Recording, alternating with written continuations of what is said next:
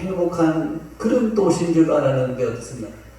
그러고서 결국은 거기가 하나님의 심판을 받아서 온 가족이 멸망하고 자기도 불행하게 되는 엄청난 재앙을 받지 않았습니까?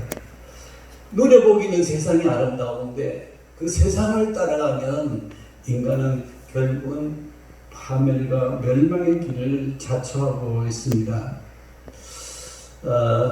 그래서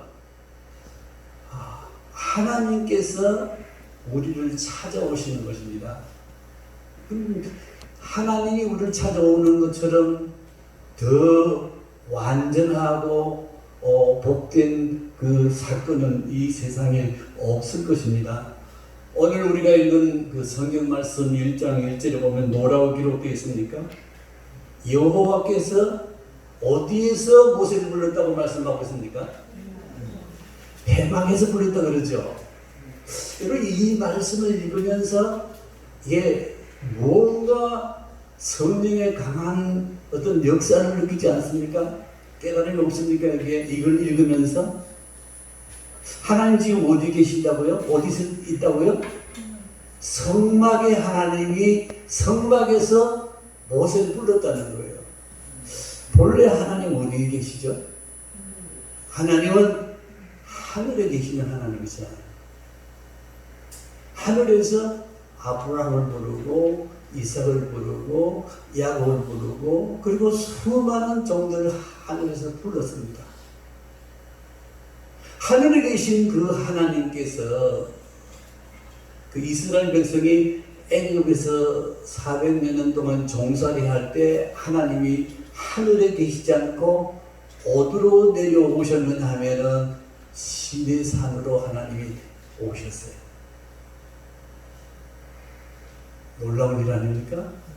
하늘에만 계시지 않고 고통받고 어려움을 당하는 자기 백성이 사는 그 시내산에 내려오셔서 거기서 이 모세를 불러서 말씀하시고 십계명을 주셨죠. 하늘에 멀리 계신 하나님이 아니라 이제 이스라엘 나라, 이스라엘 백성이 사는 그 시내산에 강림해서 거기서 말씀하십니다. 시내산 참 우람하고 아름다운 산입니다. 저도 가봐서 가장 꼭대기에서 기도한 적도 있습니다. 아무튼 하나님이 모세를 거기서 불렀습니다. 근데 오늘 성경 말씀 하나님이 어디서 모세를 불렀어요? 해막이 어디 있습니까? 해막은 오늘날 이 교회 이스라엘 백성이 출애굽해서 광야 40년 동안 살아가는데 그 가는 곳마다 오늘 꼭 텐트 같은 것을 치고 살았는데 그 한 텐트를 해막이라고 부른 거죠. 서양 사람들은 이 말씀의 줄에서 어떻게 도시를 만들면 그 시티센터 한 번화가에 반드시 가장 동서남북이 잘 보이는 그곳에 하나님의 교회를 세우게 합니다. 우리는 도시 건설하면 어떻습니까? 한 변두리에다 교회들을 몇 개씩 내놓습니다만은 그 하나님을 아는 서구 사람들은 그 도시의 가장 그 노란자에 모든 사람이 다 볼 수 있는 그곳을 교회로 내어놓아서 하나님이 여기 계십니다. 모든 사람이 하나님을 바라볼 수 있도록 그렇게 도시를 건설하고 계획하고 있습니다만 그래서 이 바로 텐트가 바로 그런 겁니다. 이스라엘 백성들 200만이 다 볼 수 있도록 텐트에 이제는 하늘에서 아니고 시내산도 아니고 어디로 하나님 오셨다고요? 해막 이 교회에 하나님 임재하신 거예요. 놀랍지도 않습니까? 감동이 안 됩니까? 하나님 지금 어디 계신다고요? 교회 안에 계신다. 그런데 또 세월이 흘렀습니다. 하나님이 해막에만 계시는 게 아니고 말씀이 육신이 되어서 이 땅에 인간의 몸을 입고 오셨습니다. 그분이 바로 나사렛 예수인데 은혜와 진리가 충만하더라. 이제 하나님이 어떻게 회막에 계시는 하나님이 아니에요. 우리와 똑같은 인간의 모습으로 오셨습니다. 그러나 죄는 없으셨어요. 이 우리가 레위기를 보는 이유 중에 하나는 이게 하나님께 나아가는 그 길, 우리가 하나님을 예배하는 것, 제사하는 그 길을 이렇게 열어주시고 보여주시잖아요. 그래서 먼저 하나님이 어디 계신가를 이 성경이 지금 회막에 계신다는데 이 말씀은 장차 예배를 받으신 그 주님이 우리 가운데 계실 것을 암시하는, 그러니까 구약을 읽으면서 벌써 이 구약 성경이 그 암시하는 것은 장차 오실 예수 그리스도, 그분이 제물이 되시고 그분이 우리 죄를 사하시고 그분이 부활하시고 그분이 우리를 다스린다고 하는 그 놀라운 사실을 지금 이 구약 성경에서 희미하게 어렴풋이 이 계시가 밝히지 않고 이렇게 회막이라고 했지만 장차 이 회막 제사는 결국은 예수 그리스도 십자가 그 피를 흘림으로 인류의 우리 믿는 자의 죄가 사해지는 그 놀라운 사건을 여기에서 말씀하고 있습니다. 자, 예수님이 십자가를 지시고 3일 만에 부활하시고 승천하셨습니다. 하나님은 없어졌죠. 근데 50일 후에 어떻게 됐어요? 하나님께서 성령으로 우리 가운데 임재해 오셨습니다. 이 은혜는 제일 큰 축복이죠. 현재 우리 상태를 말하는 거죠. 지금 하나님의 영이, 하나님이 육체가 아닌 영이시니까 하나님이 이제는 우리 가운데 임하셨을 뿐만 아니고 마태복음 28장 20절에 뭐라고 했습니까? 볼지어다 내가 세상 끝날까지 너희와 어떻게?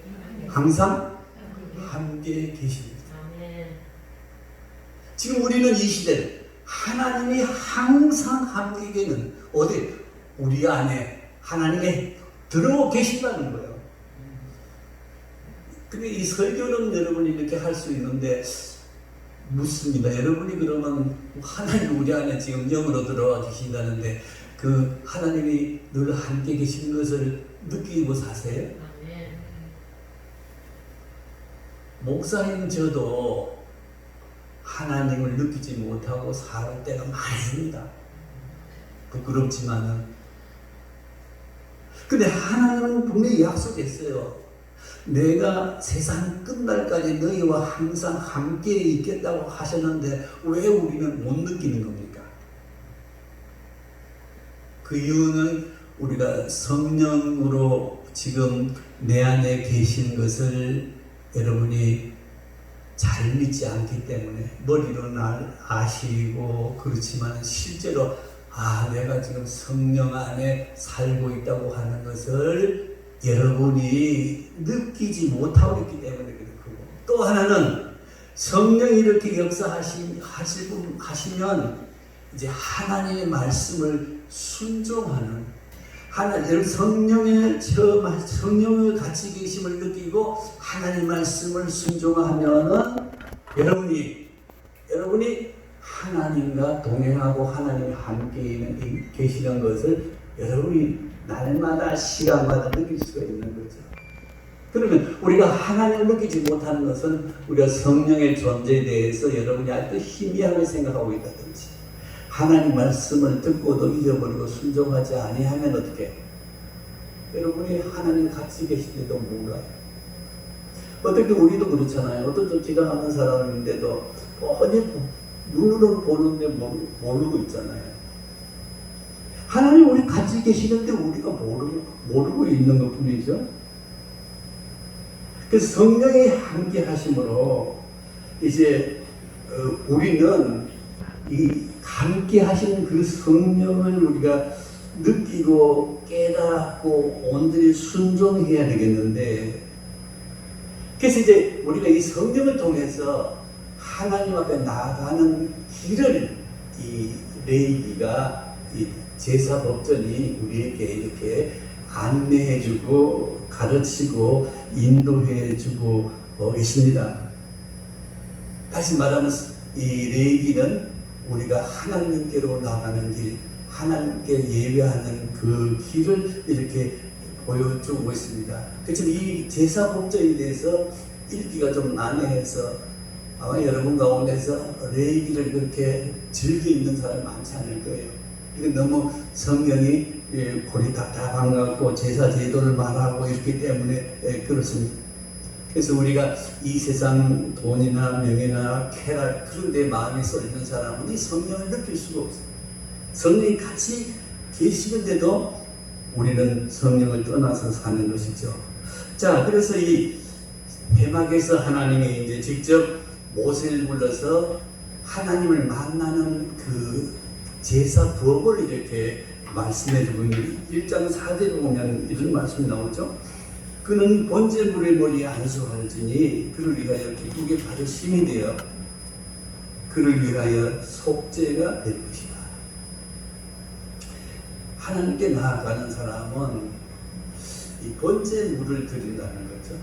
번제물은 여러분 소나 양이나 비둘기나 짐승의 수컷을 드리는 건데, 이 번제물을 불태워 드리기 전에 어떻게 하느냐 하면 제사장이 그 번제물을 끌어와서 태우기 전에 그 제물을 바친 그 사람이 그 사람의 그 지금 가지고 있는 죄악들, 범죄한 그 모든, 여러분 우리가 죄를 짓잖아요. 이 죄 모든 것들을 제사장에게 고백한 제사장이 그 번제물을 제물에게 안수하는 거예요. 그러니까 우리 사람들의 죄를 짐승에게 전가시키는 거예요. 그 이유는 죄값은 사망인데 죄는 반드시 죽음을 초래하는데, 반드시 죄값 사망 우리가 죽어야 되는데, 구약시대는 하나님이 제물 즉 소나 양이나 비둘기나 여기에 전가시켜서 그 죄값으로 이 짐승이 대신 불살르거나 짐승이 대신 피를 흘려 죽는 겁니다. 그래서 이 구약의 제사는 이 죄값은 1년밖에 유효하잖아요. 또 1년 후에는 또 제물을 드리고 또 제상을 받아야 돼. 그래 불완전한 제사죠. 이 불완전한 제사를 하나님 말씀하신 이유는 장차 오실 예수 그리스도, 그분이 십자가의 피를 흘림으로 이제는 완전한 제사, once forever, 한 번 제사로 영원히 죄 사용을 받는, 그리고 예수 그리스도의 제사는 어떻습니까? 우리가 죄를 고백할 때 하나님께서 기억하지도 아니하십니다. 동이 서에서 먼 것처럼 멀리 옮겼습니다. 이 완전한 제사, 제물이 예수 그리스도를 말씀하고 있는 거죠. 자, 그래서 우리가 지금 예배하는 중에 있는데, 그 예배 순서 가운데 보면은 이 일반 교회에서 뭐가 있느냐면 사제 고백 시간이 있어요. 그러니까 여러분이 교회 들어오면 제일 먼저 기도하시잖아요. 그 시간에 혹은 예배 시간에 우리가 우리의 일주일 동안 지은 죄들을 하나님 앞에 먼저 고백하는 시간이죠. 이게 이제 우리 모든 죄를 제물에게 다 위임하고 하나님이 그 제물을 보시고 우리 죄와 죽음에서 건져주신 이 놀라운 구원의 역사를 여기에 받게 되는 거죠. 그래서 피 흘림이 없으면 죄 사함이 없다고 말씀하시고, 그래서 예수 그리스도를 통해서 우리는 한 번 고백한 건 영원히 죄 사함 받기 때문에 로마서 1장 1, 2절에 뭐라고 말씀하십니까? 그러므로 이제는 그리스도 예수 안에 있는 자들에게는 결코 정죄함이 없는 놀라운 말씀 아니에요? 예수 그리스도에게 회개한 사람, 죄를 고백한 사람은 하나님 어떻게 하신다고? 결코 정죄하지 않는다. 다 용서해 준다는 거죠. 그리스도의 피가 우리를 깨끗게 하신 거죠. 이 놀라운 이 제사가 바로 우리 예배 가운데 일어나는 거예요. 우리 예배가 그리는 거예요. 예배 제일 중요한 것은 우리의 죄를 사유받는, 그래서 하나님께서 우리 죄를 해결해 주시는, 그래서 우리는 하나님의 백성이 되고 하나님은 우리 아버지가 되는 그 놀라운 역사를 위해서 제물에 여기에 제사장이 안수해서 죄를 사해 주시는, 그래서 우리도 이 예배당에 나와서 우리의 죄가 사유받는 그 은혜를 체험하게 되고요. 두 번째는 여기 1장 6절에 보면 그는 또 번제물에 가죽을 벗기고 각을 뜰 것이요. 여기 제물에 그 가죽을 벗기라고 이렇게 말씀하고 있습니다. 이것은 무슨 말이냐면 이 예배하는 사람이 그 정결하고 거룩해지는 그런 것을 말씀하고 있는 것입니다. 뭐냐면 가죽은 어떻습니까? 가죽은 어떤 의미로는 그 가죽을 보고 자랑스러울고, 또 가죽이 또 귀한 것은 뭐 굉장히 비싸죠. 그때만 또 가죽이 이것은 어떻습니까? 뭐 돼지 같은 거는 막 흙탕물에 뒹굴고 이러면 오물에 뒹구는 그런 가죽이 있죠. 그래도 우리가 사람의 외모, 사람이 가지고 사는 그 외적인 그런 것들은 이렇게 어떻게 사람들이 그걸 자랑하게 돼. 예배하러 올 때는 그런 가죽을 벗기는 거예요. 그럼 가죽이 뭐냐? 여러분, 가죽은 피부가 아니에요. 그렇다고 여러분 절대로 피부를 뭐 이렇게 돌보지 않고 그러지 마시고 피부를 잘 가꾸셔야 되지만, 이 성경에서 무슨 말이냐면 이것은 사람이 자랑할 수 있고 교만해질 수 있는 그 사람이 가진 물질. 그전에 교회 나와도 물질이 많은 부유한 사람들은 자기는 안 그런지 몰라도 다른 사람이 올 때 또 그렇게 좀 의식되는 것처럼 그렇게 교만하게 보일 수 있잖아요. 이 물질뿐만 아니라 그 사람의 사회적인 지위, 그 사회에서 그 사람이 얼마나 지위를 누리고 사회에 영향력을 끼치는 그런 것을 또 자랑할 수 있잖아요. 그뿐만 아니라 그 사람이 받은 어떤 그 학문의 영역에 따라서 그 사람이 또 높임을 받을 수 있고 자랑하기 쉽잖아요. 이런 외적인 것, 인간적인 냄새가 나는 것, 여기에 우리가 시험 들기 쉬운 것, 여기에 우리가 잘못되기 쉬운 이것을 각을 떠라는 거죠.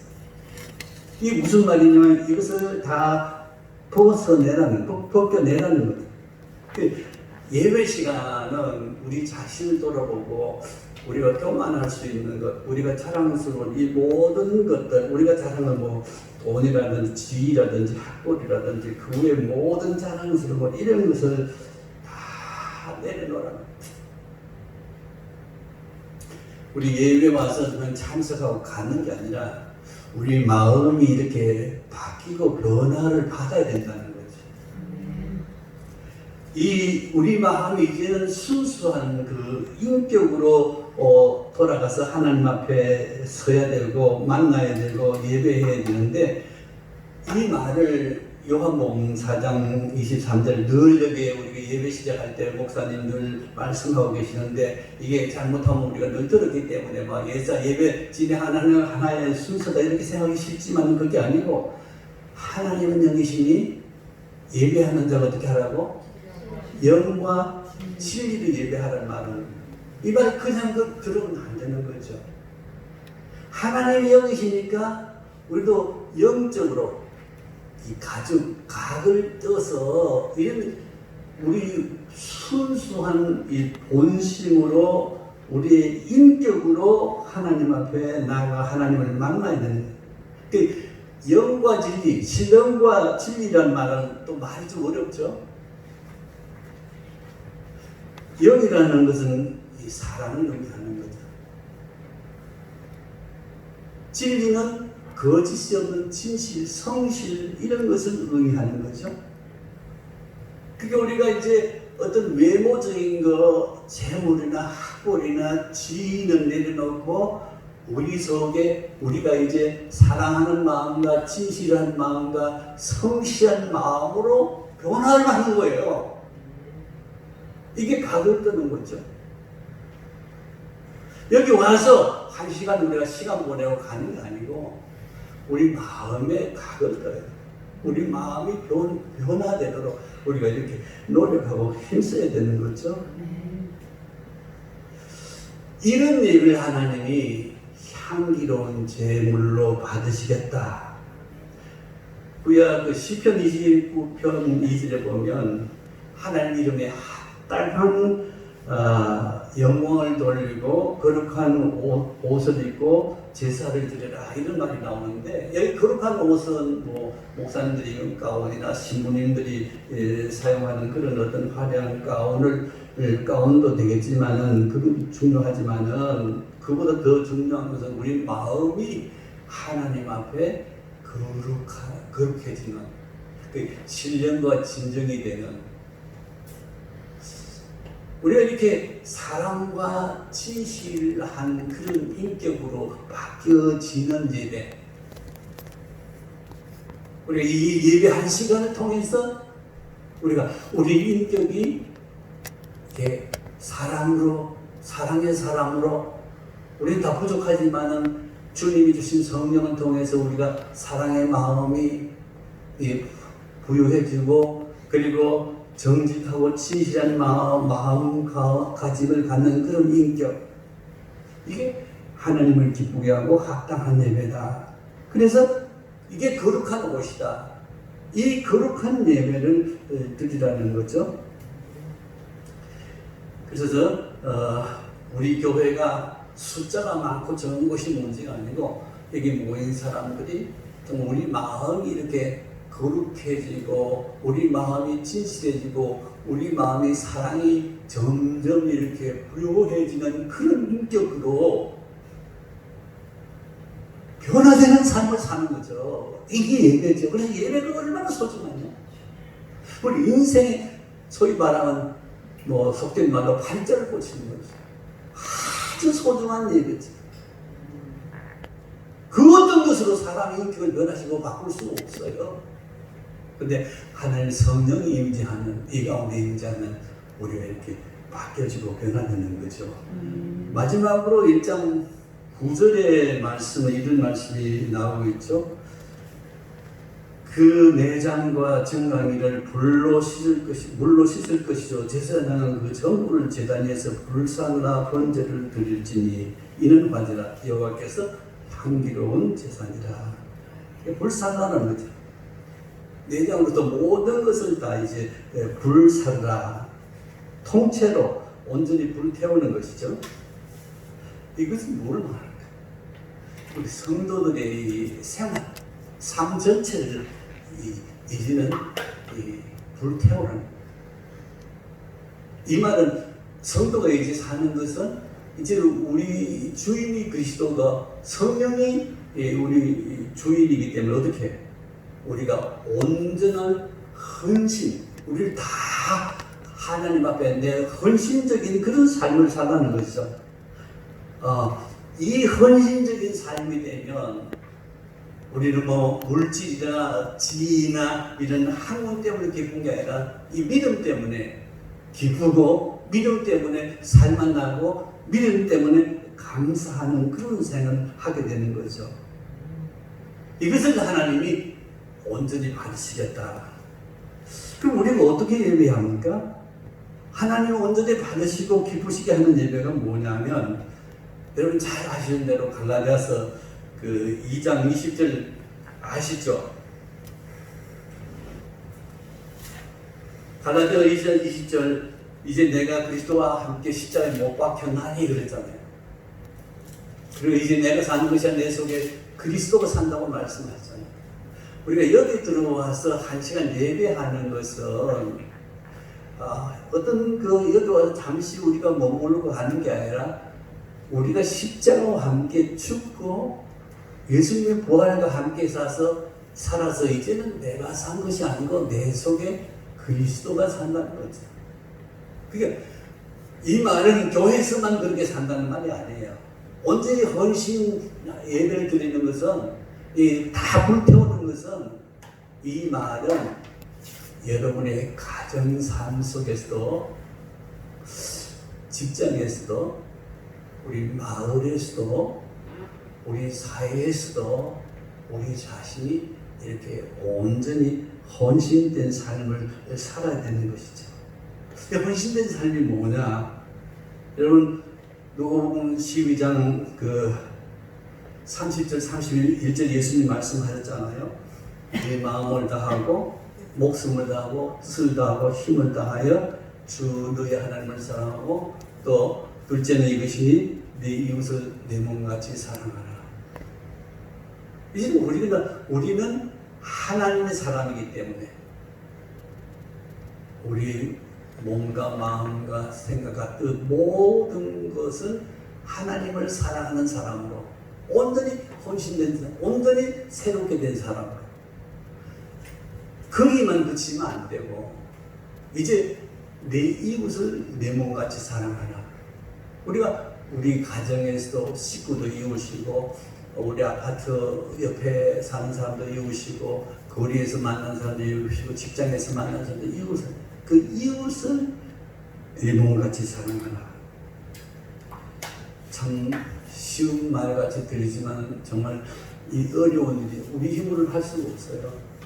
그래서 우리가 성령을 의지하고 그래서 우리가 새벽마다 나와 기도하고 그래서 우리가 늘 우리는 우리 자신은 하나님 떠나 싶고 우리 자신은 말씀을 떠나 살고 싶고 또 한편 하나님 말씀대로 살고 싶지만 이 두 가지 마음은 항상 이렇게 갈등을 느끼고 본질을 느끼잖아요. 그래서 우리 자신을 온전히 말씀대로 불태워버리면 헌신해버리면 하나님께 맡겨버리면 어떻게 세상에서 나와 세상은 간 곳 없고 구속한 수만 모이는 정말 내가 하나님 때문에 기뻐하고 하나님 때문에 감사하고 하나님 때문에 이웃을 찾아보고 사랑하는 그런 마음으로 사는 거죠. 그래서 여기 나오는 거고 그래서 하나님 예배하면서 이걸 회복하는 거죠.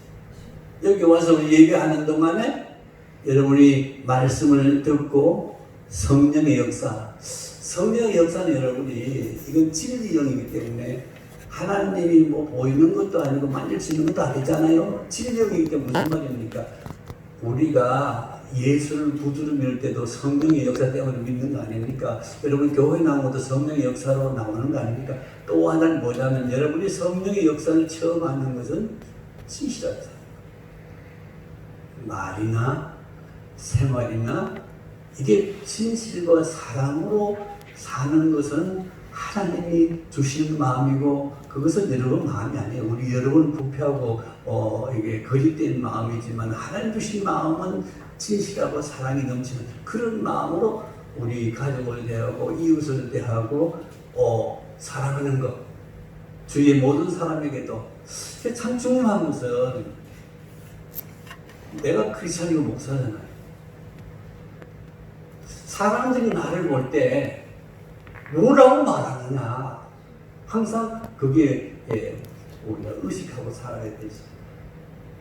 내가 다른 사람한테 먼저 인사하고 많은 사람에게 다른 사람 먼저 칭찬하고 다른 사람 먼저 감사하고 먼저 다른 사람을 유익하게 하고 덕을 세우고 이렇게 살면 그 사람들이 볼 때 우리가 저 사람은 하나님 믿는 사람이다 이렇게 지금 보지 않겠습니까? 이게 이제 온전히 헌신하는 삶이죠. 여러분 우리 속에 아직도 그럼에도 불구하고 우리 속에는 거짓된 게 있고 그럼에도 불구하고 우리 속에는 아주 이기적인 완고한 그런 자아가 있어요. 우리가 구원받은 것도 사실이고 하늘나라 갈 것도 사실이지만 이 땅에 육신을 입고 있는 한 그게 존재하고 있어요. 그래서 그걸 버릴 수가 없는 거예요. 우리 힘으로는 안 되는 거예요. 성령께서 역사하시면 하루아침은 안 되겠지만 그런 것들이 누그러지고 점점 둔해지고 점점 드물어지고 이래서 사람이 점점 갈수록 이렇게 하나님의 사람으로 하나님의 사랑으로 진실함으로 정직함으로 남을 칭찬함으로 덕을 세움으로 남에게 빛이 되고 소금이 되는 생활 아니겠어요? 지금 레위기가 예배하는 자는 이렇게 되는 과정을 하나님께 예배하면 이렇게 되는 삶을 우리에게 보여주는 거죠. 이게 얼마나 은혜로 귀한 말씀인지 몰라요. 그리고 우리가 예배하는 것은 우리가 주일 지킨다는 그런 간도 중요하지만은 변화를 받는 것, 하나님의 사람으로 바뀌어지는 것. 우리가 진짜 좀 이런 걸 알았더라면 훨씬 더 우리 삶이 행복하고 더 복되고 우리 삶이 더 기쁘고 더 감사하고 더 우리 삶이 윤택했을 텐데 인지도 늦지 않았어요? 괜찮아요? 여러분 힘으로 안 되는 거예요. 그래서 기도하는 거예요. 그래서 예배 나오는 거예요. 그래서 우리가 이 믿음으로 사는 거예요. 이제는 내가 산 것이 아니라 나를 위하여 자기 자신을 버리신 하나님의 아들을 믿는 믿음으로 살아요. 여러분 이만 잊지 마세요. 믿음으로 사는 거예요. 여러분이 집에 돌아가서 성질 내는 것은 믿음으로 사는 게 아니에요. 그럼 여러분의 성질대로 하는 거죠. 함부로 말하는 거 그거 여러분 예사로 생각하시면 아니에요. 그건 여러분 성질대로 사는 거죠. 그런데 그게 어디 하나님의 성령으로 사는 사람이에요. 우리가 바뀌어져야 해요. 변화를 받아요. 우리 힘으로 되는 게 아니에요. 성령으로 되는 거예요. 그래서 우리가 여기 나와서 의지하고 노력하고 정말 우리가 이렇게 나이 들도록 주님을 붙드는 것은 물론 천국 가기 위해서도 붙들지만은 아직도 우리가 부족하고 아직도 고쳐야 될 게 있기 때문에 우리가 주님께 나오는 거죠. 물론 주님은 행위로 구원하신 건 아닌데 이미 우리는 구원받은 사람으로 세상에 빛이 되고 이제는 하나님 앞에 향기로운 제물로 사는 거죠. 이게 하나님이 기쁘시게 받은 예배라고 믿습니다. 기도하겠습니다. 사랑의 하나님, 우리가 어릴 적부터 둔해서 주의 성령을 베풀어 주시고 함께 살면서도 그 성령을 저희가 체험하지 못하고 깨닫지 못하는 것은 아직도 내 고집과 내 이기적인 마음과 내 육신의 정욕대로 살기 때문인 줄 고백합니다. 주님, 이 시간 우리 자신이 죽어지고 성령이 우리의 주인이 되셔서 우리가 하나님 앞에 변화를 받아 하나님을 기쁘시게 하고 하나님을 기뻐 흥량하시는 그 예배, 그 삶을 드릴 수 있는 저희들이 되게 하시고 이를 통해서 우리 영성교회가 부흥되게 하시고 성도들이 새 사람 되게 해주셔서 아버지께 영광과 주의 빛이 되게 도와주시옵소서. 예수 그리스도 이름으로 감사기도 드리옵나이다. 아멘.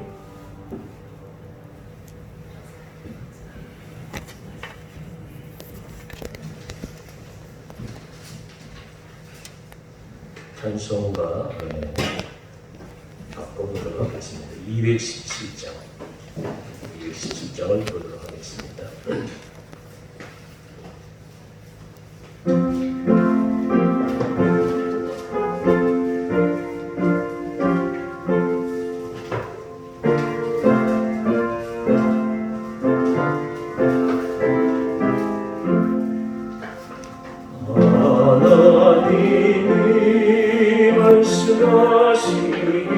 말씀하시기를 내 마음을 나에게 바치어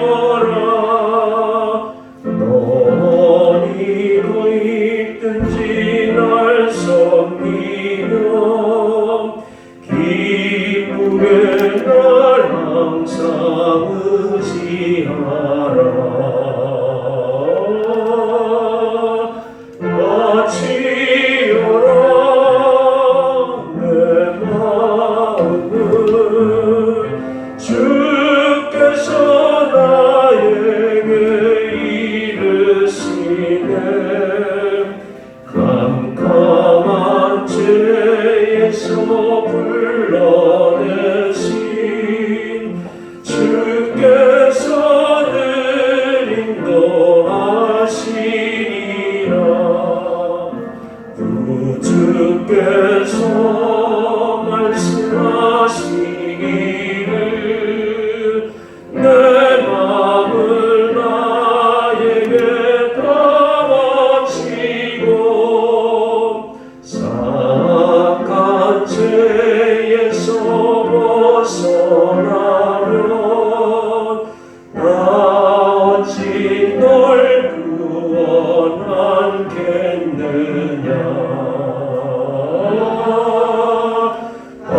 어찌하라 내 마음은 주께서 나에게 이르시네.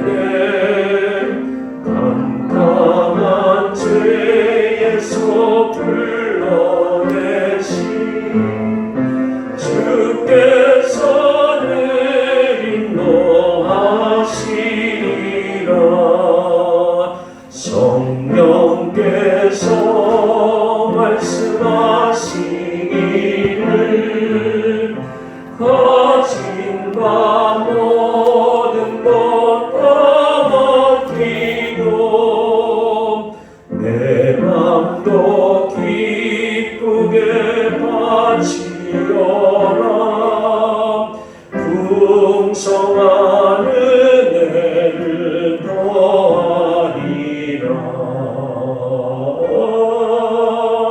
바치려라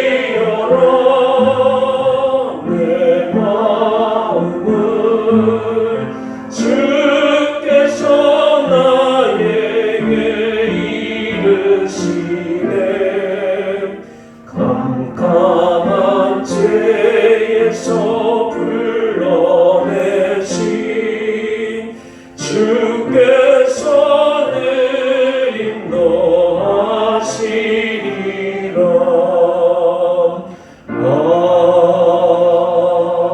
아멘.